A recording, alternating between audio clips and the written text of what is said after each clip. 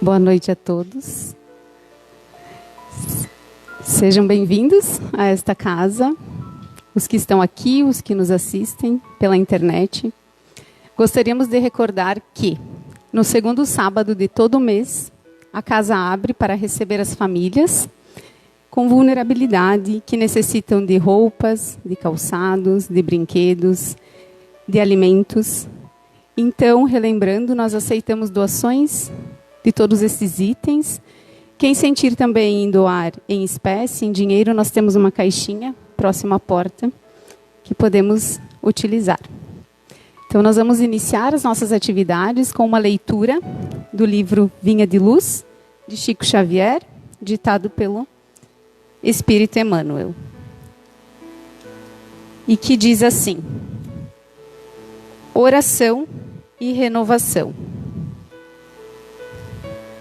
Holocaustos e oblações pelo pecado não te agradaram. Paulo, Hebreus 10, 6. É certo que todo trabalho sincero de adoração espiritual nos levanta a alma, elevando-nos os sentimentos. A súplica, no remorso, traz-nos a bênção das lágrimas consoladoras. A rogativa na aflição dá-nos a conhecer a deficiência própria, ajudando-nos a descobrir o valor da humildade. A solicitação na dor revela-nos a fonte sagrada da inesgotável misericórdia. A oração refrigera, alivia, exalta, esclarece, eleva, mas, sobretudo, afeiçoa o coração ao serviço divino. Não olvidemos, porém, de que os atos íntimos e profundos da fé são necessários e úteis a nós próprios.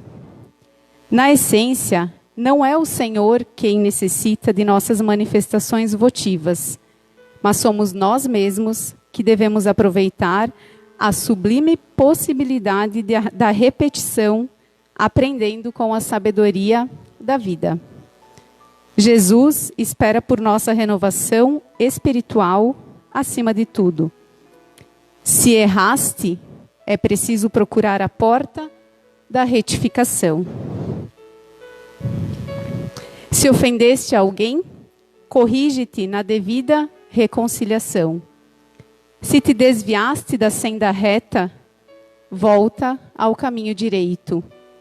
Se te perturbaste, harmoniza-te de novo. Se abrigaste a revolta, recupera a disciplina de ti mesmo. Em qualquer posição de desequilíbrio, lembra-te de que a prece pode trazer-te sugestões divinas, ampliar-te a visão espiritual e proporcionar-te consolações abundantes. Todavia, para o Senhor, não bastam as posições convencionais ou verbalistas. O Mestre confere-nos a dádiva e pede-nos a iniciativa. Nos teus dias de luta, portanto, faze os votos e promessas que forem de teu agrado e proveito. Mas não te esqueças da ação e da renovação, aproveitáveis na obra divina do mundo e sumamente agradáveis aos olhos do Senhor. Então agora, convido a todos a fecharem os olhos, sentarem confortável, elevar o pensamento a Deus, a nosso Mestre e amigo Jesus, e nos conectarmos com a energia do amor. Vamos serenando e agradecendo por mais uma oportunidade de aprender, de nos colocarmos na posição de alunos do Mestre. Que possamos deixar lá fora nossas angústias e aflições e estarmos aqui presentes para ouvirmos as tuas palavras, Senhor. Abençoa, Senhor, e intui a palestrante da noite para que sua fala alcance o nosso coração e respingue em cada cantinho da nossa vida. Nos acompanhe, nosso amigo e mestre Senhor Jesus, que assim seja.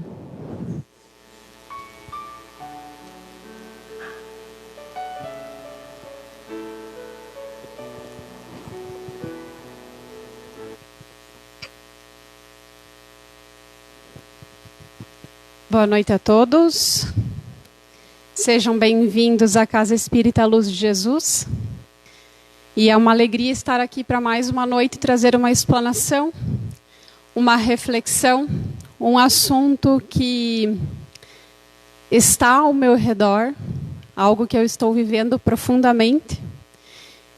E eu fico feliz de compartilhar os meus pensamentos com vocês e trazer um pouquinho do que essa doutrina maravilhosa nos traz, nos diz sobre a cura e a autocura. Então, como eu não sossego, eu pedi para ficar com o microfone na mão. Se vocês não me ouvirem, me sinalizem que eu aproximo o microfone de novo. Então, todos nós, de alguma forma, buscamos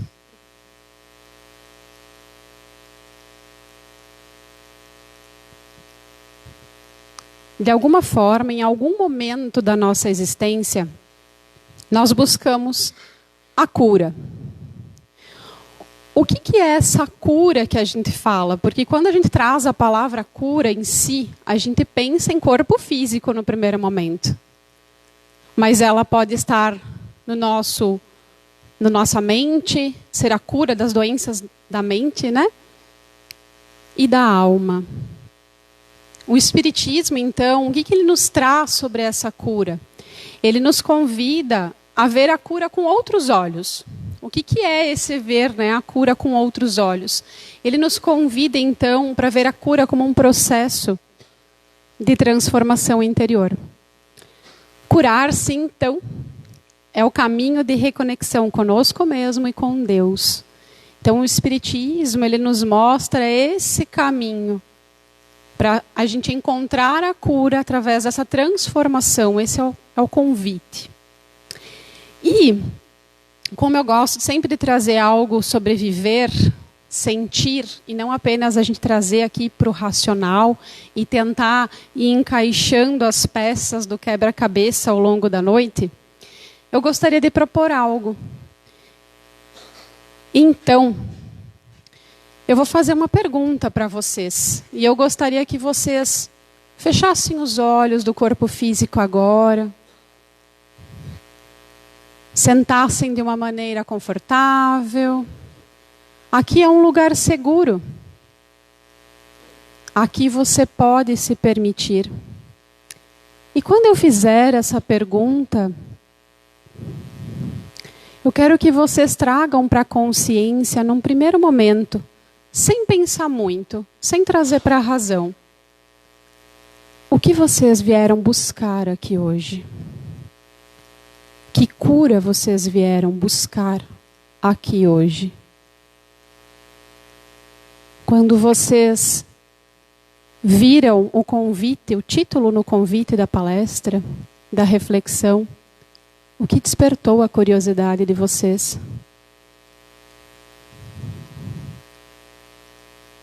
Não tentem trazer para a razão.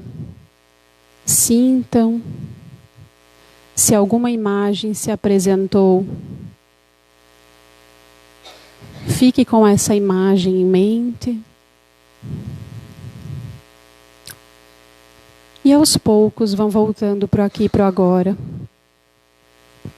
Podem abrir os olhos. Eu gostaria que vocês guardassem a imagem ou esse sentir aqui do ladinho por enquanto.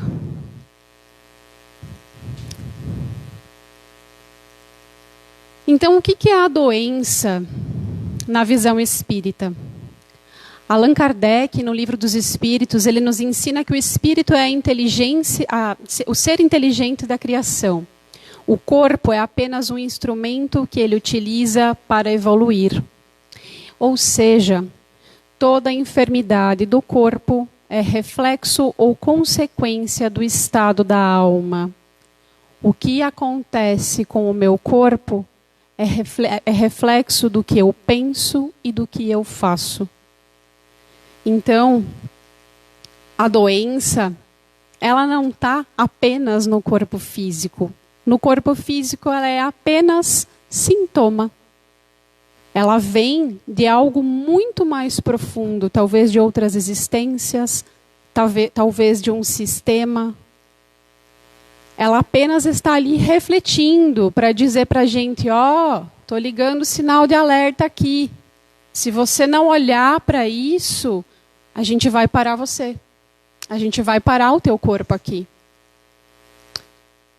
A enfermidade, então, é um instrumento de aprendizado e reajuste.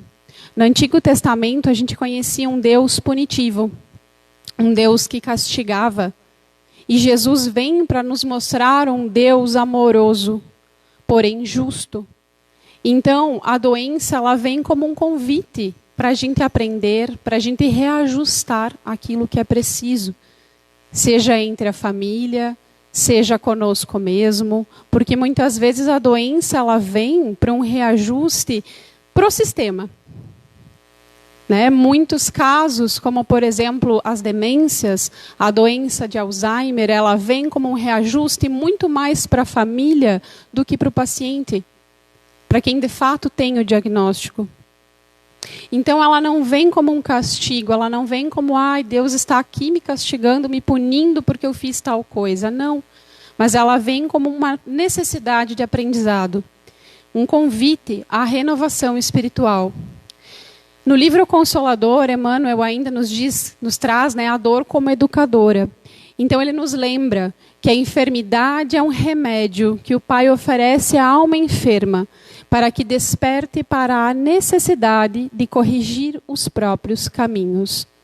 Em um certo momento, eu não me recordo onde e nem de quem eu ouvi essa fala, que quando nós estamos na doença é porque nós estamos no caminho da cura. E isso virou uma chave tão grande para mim, porque quando eu recebi um diagnóstico que eu acompanho há um tempo, a primeira pergunta que eu fiz, por que comigo? E aí depois dessa frase, eu pensei, por que não comigo? Quem sou eu para achar que eu não mereça algo desse gênero? Ou passar por um processo de doença. Então, quem somos nós para achar que nós somos melhores do que o irmão do lado e que a gente não merece passar por isso? Então, quando eu ouvi essa fala, virou uma chave. Foi como, de fato, eu olhar para a doença como uma oportunidade e não como algo ruim, um pecado, algo que eu estava aí pagando. Então, toda dor, ela traz uma lição. O sintoma é sinal. Se o sintoma, ele continua, o que será que essa doença tem para me ensinar? Se o sintoma continua, o que eu ainda não soltei? O que eu ainda não transformei aqui dentro de mim? A dor, então, ela nos desperta a consciência e ela nos conduz à fé. Quem nunca, lembra de fazer uma oração só quando precisa? Muitos de nós. Então, aceitar a doença em si, o que acontece conosco, não é conformar-se, é compreender o propósito evolutivo. Então, o que isso está acontecendo comigo? Por quê? O que eu tenho que aprender? Para onde eu tenho que olhar? E isso sobre aceitar vale para tudo. Às vezes acontecem coisas ao longo da semana que a gente não entende. E aí chega lá na frente. Opa, me atrasei para sair de casa porque aconteceu isso, isso, isso. Às vezes é um livramento. E aí, o médico dos médicos, durante a sua passagem na Terra, um período curto, ele realizou muitos milagres, porque era assim que era visto na época. Ele realizava muitas curas, mas ele não realizava apenas curas dos corpos, da doença do corpo físico. Ele realizava a cura de consciências, porque muitos daqueles que foram curados por ele seguiram com ele. E muitos daqueles que sim receberam a ajuda que vinha dele, se permitiram viver esse processo de cura. Essa é uma pergunta muito comum, porque pessoas num todo, várias pessoas buscavam ele, né? Mas nem todo mundo recebeu a cura. E aí, como diz Rossandro numa fala, numa das palestras dele, será que Jesus só podia atender 5 fichas do SUS? Que não podia curar todo mundo? O que diferenciava as pessoas que recebiam essa cura e que seguiam com Jesus daquelas que procuravam e não recebiam a cura?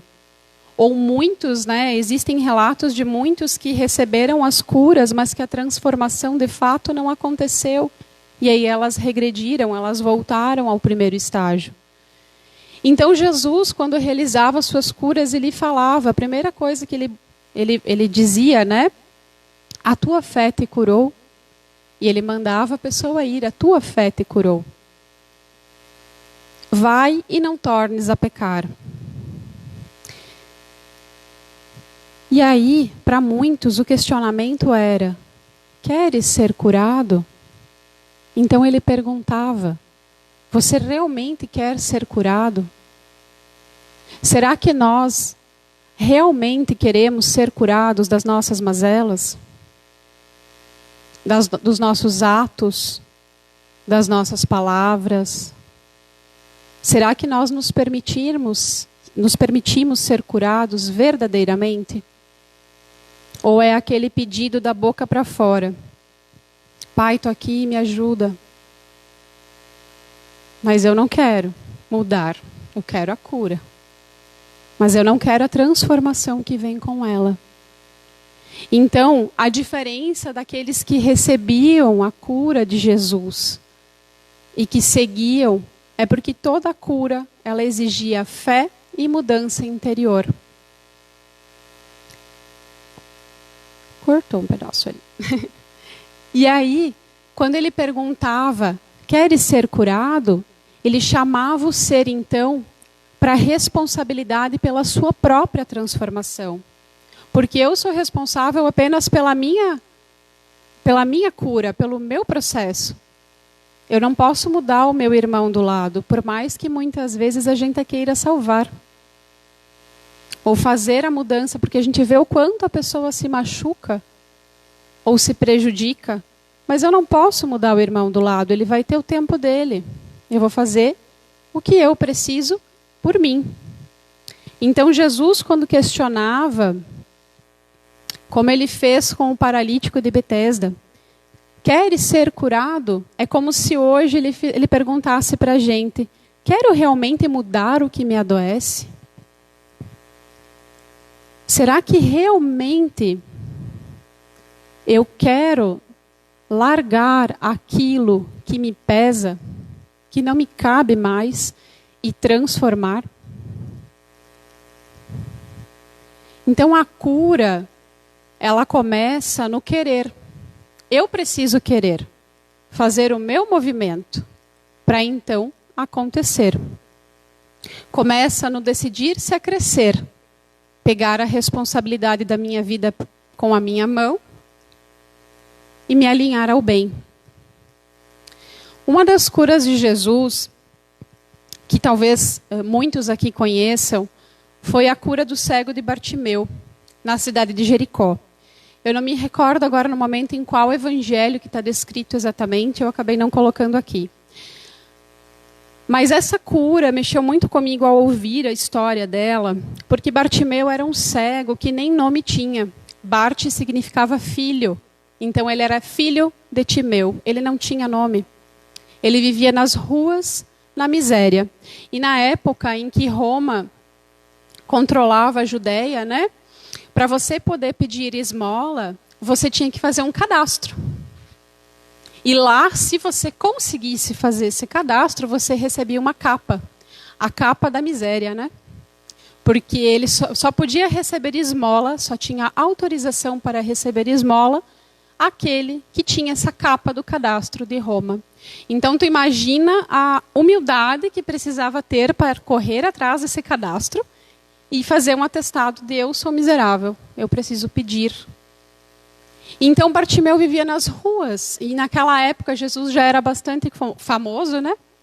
Naqueles tempos. Então por onde ele ia, existia uma multidão ao redor dele, porque muitos desejavam a cura, mas poucos verdadeiramente queriam soltar o que a cura pedia, a transformação. Então ele ouviu dizer que Jesus, né, estava chegando na cidade de Jericó. E ele resolveu ir para a rua principal de Jericó, né? Porque era lá que falavam que Jesus ia passar. Só que ele não sabia nem onde Jesus estava. Então, como que ele ia achar a pessoa que ia, né, ia curar ele? E ele tinha na cabeça que ele era merecedor daquela cura e que ele ia conseguir. E lá ele foi. E ele pensou, bom, eu não enxergo. Então, o que eu vou fazer para chamar a atenção deste milagreiro? E ele começou a gritar em meio àquela multidão. Jesus, filho de Davi. Ele começou a chamar o tempo todo por Jesus. E as pessoas ao redor começaram a ficar incomodadas e mandavam que ele ficasse quieto. Você não está vendo? Olha quantas pessoas doentes aqui, não é só você. E quanto mais as pessoas pediam para que ele parasse, mais ele clamava para que Jesus olhasse e fizesse milagre com ele.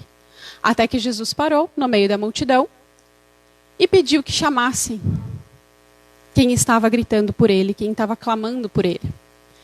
E sabe qual foi a atitude do cego Bartimeu? No primeiro instante, ele se levantou e ele soltou a capa. E foi levaram ele em direção a Jesus. Ele soltou a capa. A capa era a única coisa segura que ele tinha ainda naquela época. Era a única coisa que ele possuía. Que era o atestado de sobrevivência dele. E ele resolveu soltar a única coisa que impedia ele de fazer aquele movimento. Porque ele entendeu que ele poderia ter sido chamado por Jesus, mas as coisas só iriam acontecer se ele se despisse da velha criatura. E ele foi. Com muita fé, entendendo o quanto ele era merecedor daquele movimento. E ele recebeu, então, quando Jesus perguntou, o que você queres que eu faça? E ele falou, eu quero ver. E Jesus fez com que ele visse. E ele seguiu pelas ruas atrás de Jesus. Por isso Jesus não curava apenas o corpo físico, mas consciência.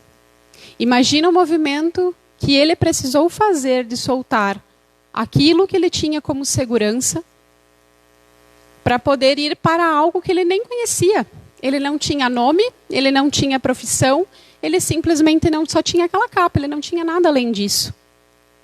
Então ele teve um ato de coragem, de humildade por pedir ajuda, por clamar por Jesus, de fé, de crença naquilo.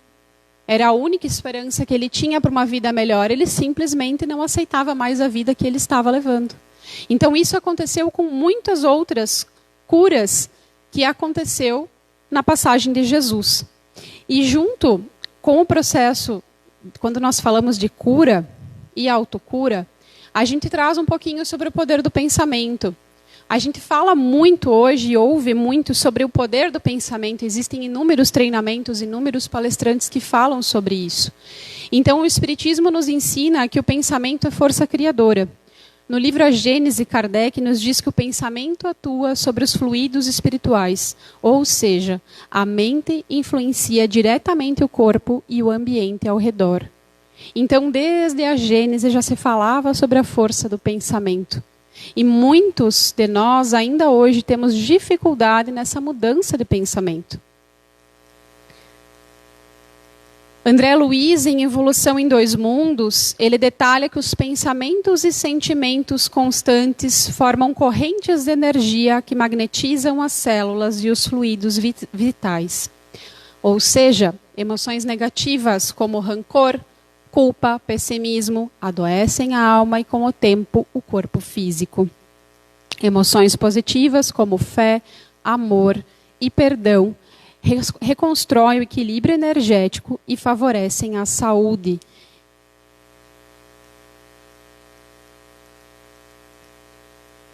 Então, para a gente trazer para a consciência, o que nós estamos pensando diariamente? De que forma que a gente alimenta? O que eu escuto? Que músicas eu escuto? Se eu escuto palestra, se eu escuto fofoca? Tudo reflete também no nosso padrão de pensamento. Então, se eu quero alcançar algo, uma cura, eu preciso vibrar um pouquinho mais alto. Para eu vibrar um pouquinho mais alto, eu preciso melhorar os meus pensamentos. Eu preciso manter emoções positivas, fé, amor, perdão. E quando nós falamos em amor e perdão, Joana de Ângeles, no livro O Homem Integral, nos diz que toda vez que o amor se expressa, ele reestrutura os tecidos da alma. O amor é força curadora por excelência, porque liga-nos a Deus.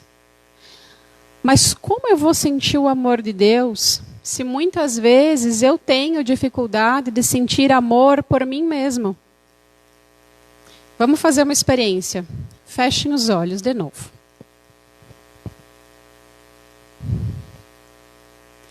Eu quero que vocês pensem em 5 pessoas que vocês dariam a vida, fariam tudo para o bem delas. Entregariam tudo que vocês têm do melhor. Vocês virariam o mundo do avesso para atender essas 5 pessoas. Pensaram? Podem abrir os olhos. Quem se incluiu nessa lista? Pode levantar a mão, não precisa ter medo não. Parabéns. Se eu não me amo, como que eu vou entregar amor para o outro? Eu preciso fazer primeiro tudo por mim, para depois eu fazer para o outro. Muitos de nós não conseguem sentir o amor de Deus porque não se ama. Não se sente merecedor de sentir esse amor de Deus. A gente pode estar aqui toda quinta-feira, a gente pode trabalhar numa casa espírita, a gente pode ir na missa, pode ir para um templo evangélico, aonde for. A gente vai fazer o ritual. Mas muitos estão lá, muitos de nós, porque eu me incluo nisso, mas não conseguem sentir verdadeiramente o amor de Deus. Então nós precisamos reverter esse número de pessoas aqui, gente. Vamos se colocar em primeiro lugar. Porque a gente foi ensinado que isso é egoísmo e não é. No avião, quando ele está caindo, qual que é a orientação? Para colocar a máscara no vizinho ou em você primeiro? Então eu só tenho condição de ajudar o próximo se eu primeiro me ajudo. E isso vale aqui. Se eu desejo alcançar uma cura, seja do corpo físico, mental ou da alma, eu preciso me amar como um ser divino único que eu sou. Então, quando nós amamos, a alma se harmoniza, consequentemente o corpo se harmoniza. E aí? Quantas doenças físicas persistem porque mantemos o coração preso a ressentimentos? E aí, vou falar de vida real. Segunda-feira veio o resultado de alguns exames desse acompanhamento que eu faço. E meu mundo caiu por terra. Porque meus exames não voltaram como eu queria. O resultado. Porque eu achava que assim, ó, uhul, evoluí. Tá aí. Eu preciso lidar com esse resultado.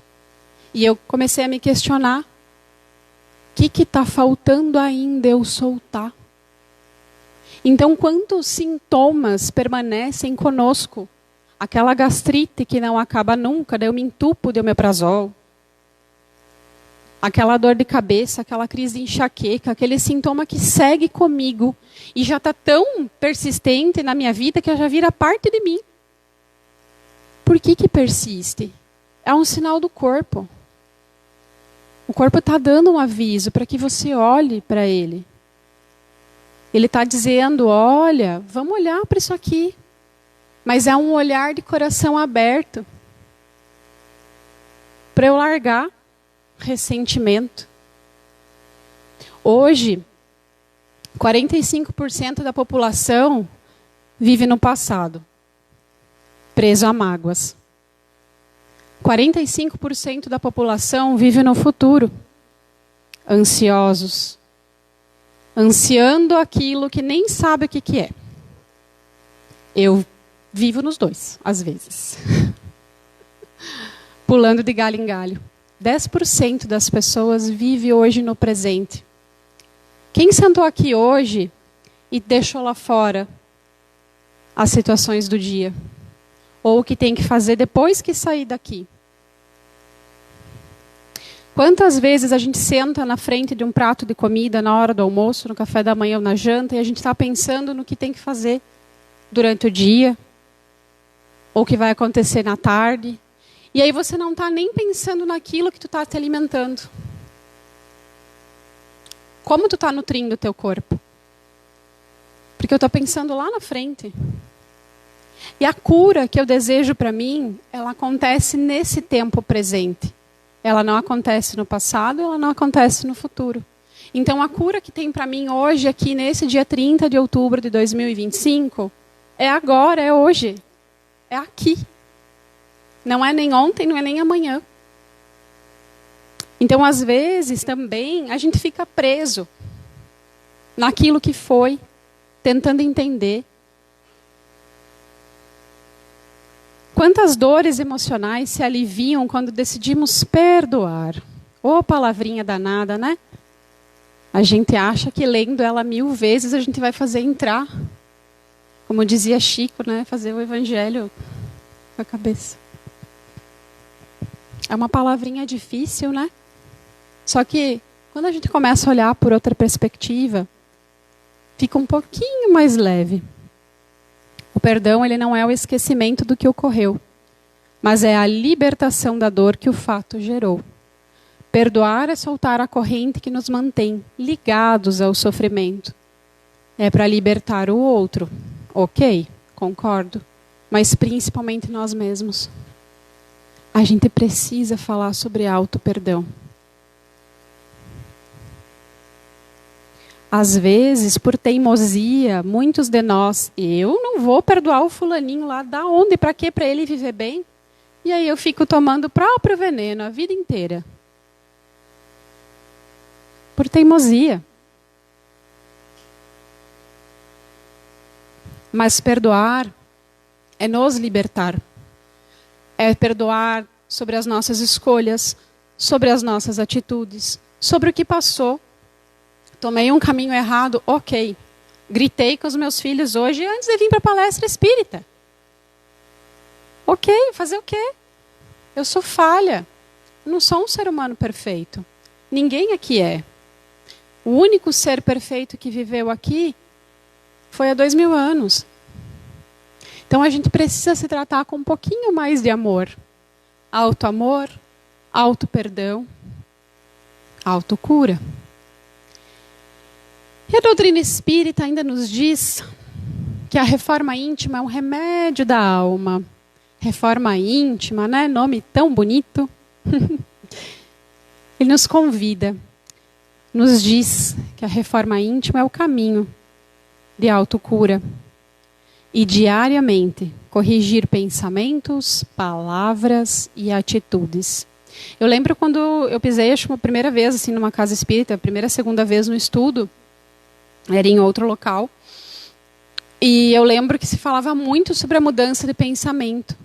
E aí eu dizia, meu Deus, como? Se eu não consigo nem controlar ainda o que falo, imagina o que eu penso. É impossível. Impossível. E eu sigo nessa dúvida, minha gente. Eu sigo, mas já estou conseguindo controlar um pouquinho mais o que eu falo. Não é simples. Exige esforço. Exige soltar a capa. Então, diariamente, desejar fazer um bom dia. Acordar de manhã e entregar o dia na mão de Deus. Eu escutei isso recentemente. Tem dias que eu consigo, tem dias que eu ainda quero controlar o meu dia. E aí eu sofro. pra caramba. Mas é um exercício diário. Se eu não conseguir um dia, então eu vou desistir? Não, no outro dia eu vou acordar e vou tentar de novo. Se algo num dia não deu certo, no outro dia eu vou seguir e vou tentar de novo. A autocura, então, é a reeducação mental e espiritual. E ela envolve um passo a passo, digamos assim. Claro que não é tão fácil assim, dá 2 pulinhos e já está ali, né? Mas eu quis tentar trazer de uma forma um pouquinho mais fácil da gente visualizar. Porque senão também a gente acha que é tudo muito difícil e a gente não faz nada nunca daí, né? Com a desculpa de que acha que é difícil. Então, para eu alcançar aquela cura que eu desejo lá, que é o equilíbrio do físico, mental e espiritual, eu preciso moldar a minha personalidade. Só que para eu moldar a minha personalidade, eu preciso saber quem eu sou. Quem eu sou? Do que eu gosto? O que eu faço? Quando eu estou nervosa, o que eu consigo fazer para me acalmar? Eu preciso me conhecer. Porque se eu me conheço, eu conheço as minhas qualidades e conheço as minhas dificuldades. Então eu consigo moldar a minha personalidade. Eu saio daquela historinha de que eu fui criada assim, eu nasci assim, eu sou assim, eu vou ficar assim até o final dessa existência. Você arruma uma desculpa. De vez de tirar a capa, você vai colocando mais em cima. Então, o autoconhecimento me auxilia nesse processo. Porque, às vezes, eu quero mudar meu pensamento. Mas eu nem sei quem eu sou. Porque eu não paro para pensar em quem eu sou. É difícil, dói. Ainda mais se é para olhar para nossas falhas, né? A gente não quer. Consequentemente, se eu consigo moldar a minha personalidade, compreender que eu posso me converter. Converter é mudar de atitude. Eu consigo controlar um pouquinho melhor os meus pensamentos. Eu consigo trabalhar as minhas crenças. Crenças de não merecimento. Crenças de... Desculpa. Do não posso, não consigo. Porque o cego Bartimeu falou, não, eu mereço essa cura. A mulher que sangrava por anos, que abraçou o manto de Jesus, o pedacinho do cordão de Jesus lá do manto, ela acreditava que ela merecia aquela cura, ela já havia sofrido demais. Então, eu consigo moldar e melhorar os meus pensamentos também, trabalhando as minhas crenças. Muitas vezes, quando nós estamos com alguma dificuldade no trabalho ou na família, normalmente a gente tem aquela característica de dizer assim, eu não vou fazer porque eu não consigo. Quem nunca? Então eu não vou nem tentar. Não consigo mudar meus pensamentos, porque eu não mereço a cura, eu não mereço, eu não consigo, eu não tenho capacidade para isso, então eu não vou fazer. Então aí está a mudança de pensamento. E aí sim eu chego naquela cura que eu almejo. Mas existe um caminho. Aqui ele parece curtinho, né? A gente sabe que não é assim. O caminho é altos e baixos. Ele não é linear. Tem dias que a gente está em alta, a gente consegue fazer, a gente consegue olhar, a gente consegue produzir no trabalho, família está bem, filho está bem, está tudo certo. Tem dias que é de arrasto. Tem alguém aqui que é assim? Se alguém encontrou o caminho linear, me avisa. Então, tem dias que a gente não está bem mesmo. E aí eu faço o quê? Eu me acolho. Não existe cura sem transformação. Não existe enxergar sem soltar a velha criatura. Então, eu preciso entender que o principal convite que a doença nos traz é essa. Da transformação do ser. Nós podemos até aliviar os sintomas, mas a verdadeira cura ocorre quando o espírito aprende a amar, servir, confiar em Deus. Não tem outro caminho. E como dica, o evangelho no lar, a prece sincera, o estudo e a caridade são recursos terapêuticos poderosos. Preciso estar dentro de uma casa espírita para fazer isso aqui?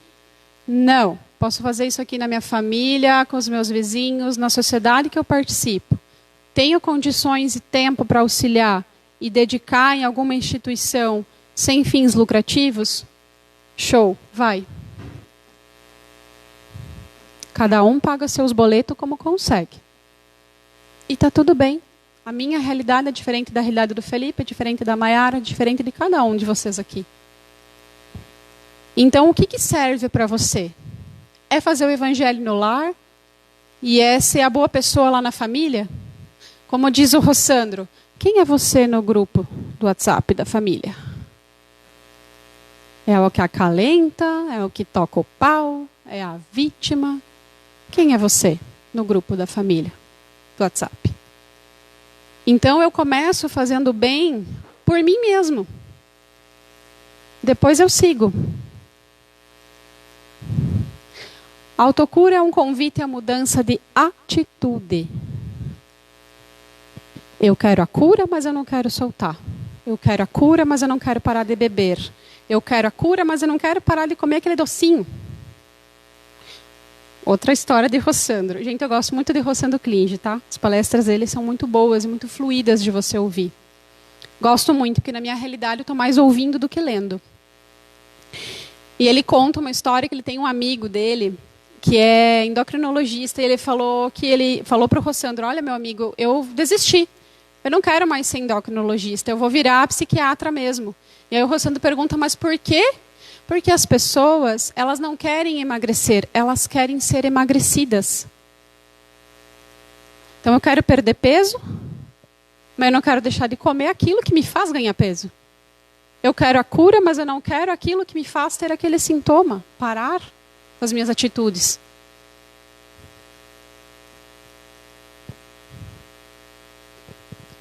Cura e autocura, então, são processos complementares. A cura, ela vem da misericórdia divina, que sempre nos alcança. A porta está sempre aberta. Mas quem precisa acessar somos nós. Quem vai ao Pai são os filhos. Muitas vezes a gente fica aqui naquela postura de vou sentar aqui, emburrado, não vou fazer nada, porque minha vida é uma droga mesmo. Então quem vai ao Pai são os filhos. O movimento é nosso. A responsabilidade pela transformação é nossa. A autocura vem do esforço pessoal, que abre espaço para a ação de Deus em nós. Curar-se é reconciliar-se com a vida, é voltar a confiar, é aprender a agradecer mesmo nas provas. Ok, isso aconteceu de ruim, mas o que eu posso aprender com isso? O que aconteceu com você nesta semana, que num primeiro momento foi a pior coisa do mundo, e depois o seu coração se acalmou porque você entendeu o propósito de Deus?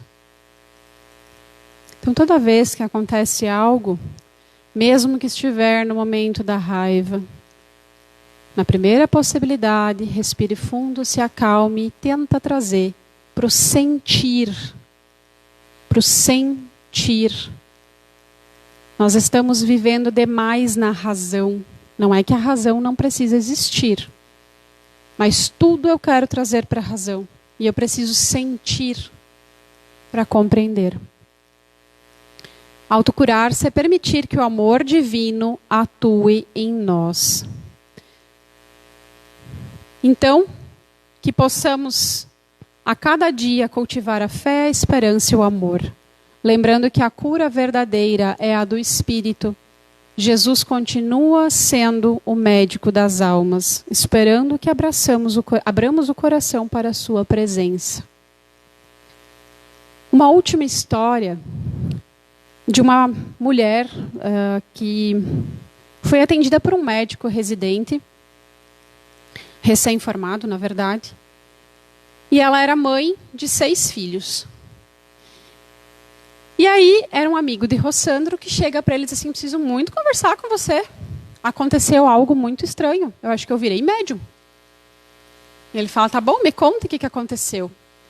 Ele foi fazer estágio, então, né, num atendimento familiar, na medicina da família, num município pequeno de apenas 5.000 habitantes no Nordeste. E ele atendeu essa moça, que tinha 6 filhos e mal tinha 26, 28 anos, ainda bastante jovem. E quando ele foi examiná-la, fazer os exames ginecológicos, ele ficou horrorizado com o que ele viu. Ela já estava com um câncer em um estágio extremamente avançado. Mas nesse meio tempo, ele conferiu, de um dia para o outro com o professor dele, pediu para um outro colega avaliar, porque ele ficou muito receoso de ter visto aquela situação e ele não sabia como entregar aquela informação que a mulher ia morrer, ia desencarnar. Ele pediu para vê-la no outro dia. No outro dia, chegando lá, a primeira coisa que ela disse para ele: olha, doutor, você nunca demorou tanto para dar um retorno para um paciente. E eu não sou boba, eu não sou idiota, eu vi a cara que você me olhou ontem, então não interessa o que você viu dentro de mim, mas eu preciso que você saiba a minha história. Você sabe que meu marido foi embora. Eu tenho 6 filhos. E eu sou órfã. Então os meus filhos têm somente a mim. Então não sei o que você viu, doutor, dentro de mim, mas eu preciso que você me cure. E o médico, consternado com a situação, este amigo do Rossandro, diz que na hora ele não soube, ele ficou até sem atitude, ele simplesmente receitou um remédio e disse: tome esse aqui de manhã e de noite. E lá foi a mulher embora, passou uns dias, ele passou na residência, foi para São Paulo, 2 anos depois ele volta para esse mesmo município. E ele chega nesse município, ele foi lá visitar os pacientes, conversar com o colega que ficou no lugar dele, ele olha a mulher andando lá, ele disse: meu Deus, estou vendo espírito, virei médium. Porque ele estava certo que ela ia morrer. E aquela mulher começou a ir na redireção dele, ele começou a ficar apavorado com a situação, E ele daí viu que outra mulher abraçou ela também, falou: opa, ou ela morreu também, ou ela também está enxergando, Está viva. E, enfim, que ele pediu para examinar essa mulher. E ela falou: sim, o senhor pode examinar. Diz que quando ele examinou ela, ele viu um colo de útero mais bonito do que uma moça que nem filhos tinha. E ele não conseguia entender o que tinha acontecido. E ele perguntou para ela. E ela, de uma forma muito humilde, explicou: olha, doutor, eu não tinha dinheiro para comprar o remédio que o senhor receitou. Mas eu vi lá na receita que tinha que tomar um comprimido de manhã e um de noite. Então eu peguei o papelzinho que o senhor me deu e eu dividi em 60 pedaços. Aí de manhã eu tomava um pedacinho e eu fazia uma Ave Maria. E de noite eu tomava outro pedacinho e fazia outra Ave Maria. E aí? Será que nós precisamos ainda de certas provas? A fé dessa mãe que precisava conduzir os filhos, a força, a coragem, merecimento, ela estava decidida do que ela precisava. Qual é a nossa desculpa? Será que nós estamos prontos para soltar a nossa capa? Ninguém se cura odiando. Cura-se amando, perdoando e servindo. Nosso querido Emmanuel. Muito obrigado. Obrigada, Jaque. Que todos os tantos ensinamentos ecoem, não só agora, mas que possamos levar conosco para todos os nossos próximos dias, pelo menos mais uns dias, Então vamos nos encaminhando agora para o segundo momento da noite. Vamos baixar a luz. Os trabalhadores podem se colocar à disposição.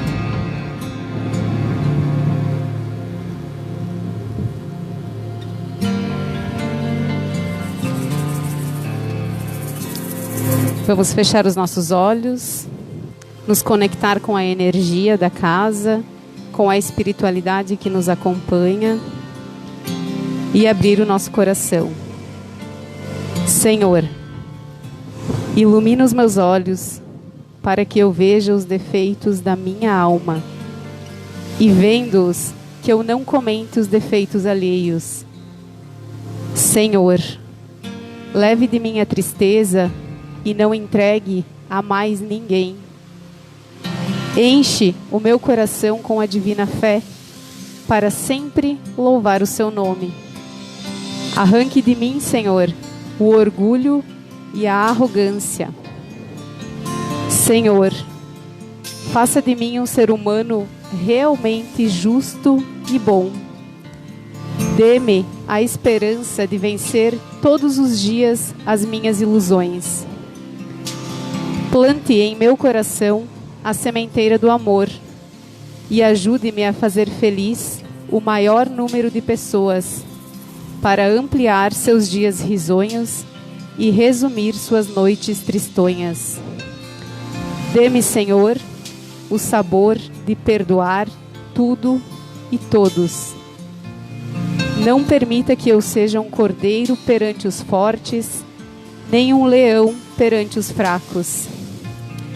Afaste de mim, Senhor, o desejo de vingança, mantendo sempre em meu coração somente o amor. Senhor, escuta a minha prece, que brota do fundo da minha alma, que talvez seja a prece de tantos outros irmãos. Obrigada, Mestre querido, por nunca desistir de nós, por nos amar, mesmo naqueles dias que menos merecemos, por segurar nossa mão e muitas vezes nos carregar em teu colo, mesmo quando teimamos em caminhar na contramão, quando falhamos, quando o orgulho nos domina. Obrigada, Mestre, muito obrigada, por nos amparar até mesmo nos nossos erros e nos fazer retornar ao caminho reto. Teus filhos, Senhor, são cheios de imperfeições, mas também cheios de vontade de acertar. Que tenhamos coragem de apresentar ao mundo os nossos talentos. Que a energia do amor se estenda até nossos lares, protegendo e amparando nossos familiares. Esteja conosco, nosso amado Mestre Jesus, hoje e sempre. Que assim seja.